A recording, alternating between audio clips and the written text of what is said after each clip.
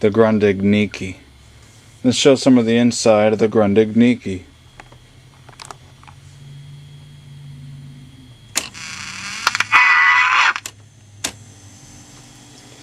I wish it didn't have that buzzing sound though. Did you hear that buzz in the audio?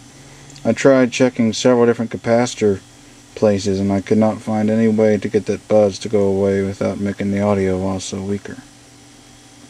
But other than that, it's a nice recorder. Of course, I already made a regular presentation of this recorder, but I have it apart. I had it apart to try to see if I could find out a capacitor issue to fix that buzz problem, but I couldn't find it.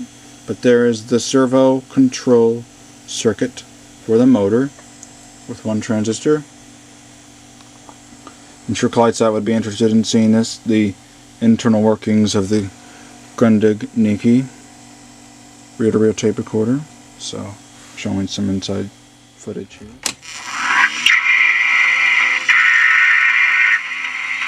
Stupid computer.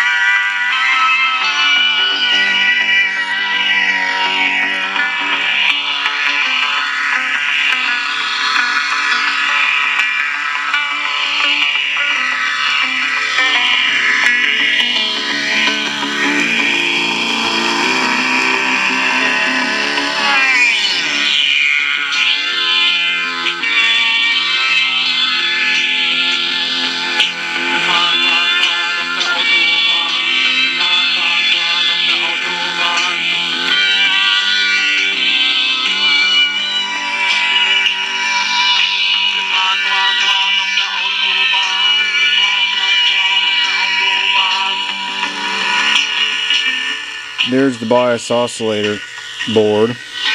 There's the belt drive for the flywheel.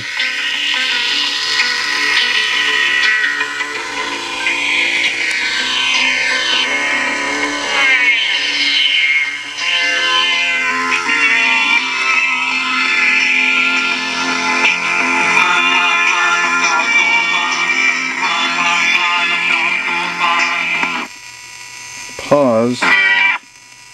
Just moves the reel away.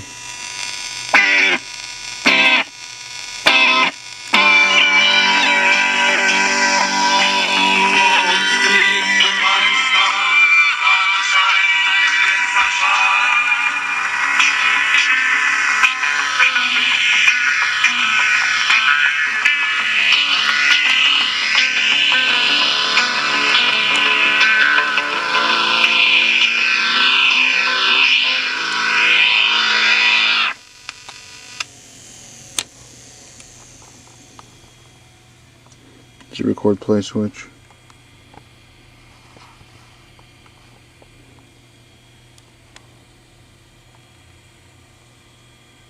You can see the way this operates.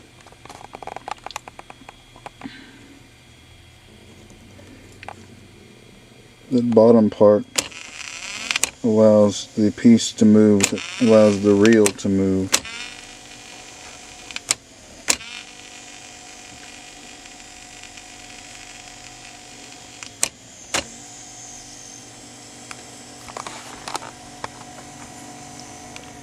It actually moves the reel tables, like for rewind.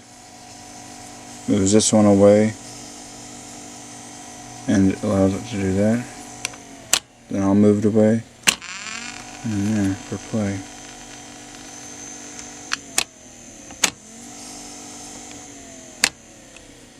This chain moves this right here, permanent magnet erase. Whenever it's in play, it's pushed on the tape a little bit, I guess, to add a little bit more tension to push it against the head some.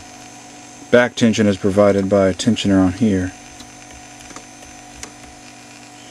when you put it in this little chain, and whenever you put it into record, it swings the permanent magnet erase right around, just like that.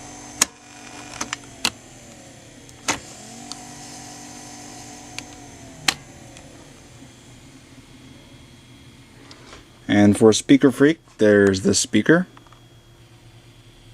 A very nice speaker. I don't know what those little doohickeys exactly are there for, but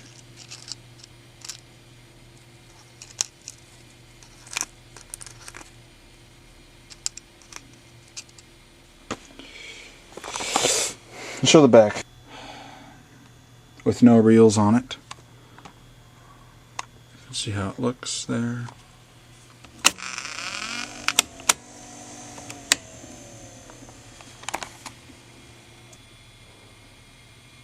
And here's the back side. There's the motor. Very nice little motor. And of course the bias oscillator board. And the main amplifier board. Cord play switch contacts. And batteries. This RCA jack is not an audio in or an audio out. I think it's for external power. And then there's the input/output DIN jack right there.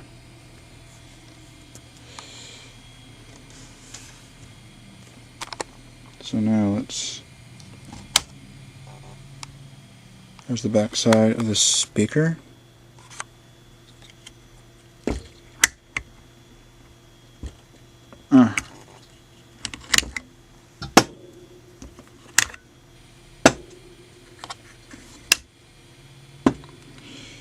Of course, some corrosion right there. Now these two AA's here do not... I used to think that the amplifier ran on 3 volts and the motor on 6. But it's actually the motor runs on 6. And then these 3 volts from these AA's are put in series with the D batteries to run the amplifier. So the amplifier runs on 9 volts and then the motor runs on 6 volts. Or the motor circuit, the motor itself probably runs on a different voltage regulated by the servo, but you know, it needs 6 volts to supply the motor circuit. Like if you got one of these machines and it has a picture battery, it says 3 volts, that does not mean a 3 volt AA sized cell. It means the two AA's together being 3 volts. So anyway, I hope you enjoyed the video of this Grundig Niki, but before I am done, I will show you the case where the date is stamped. 11th of April, and you would think it says 1951. That is a 5. That's definitely, clearly a 5. But this cannot be for 1951. Researching on the internet says this machine came out in 1959. So I'm sure it would be 1961. What probably happened is the counter thing for the stamp probably failed to clock over to the 6 when it went to 1 and was still at 5 from the 1950s, and they stamped it as 1951 when it was supposed to be 1961. So that's the story on the date right there. Here's the back side.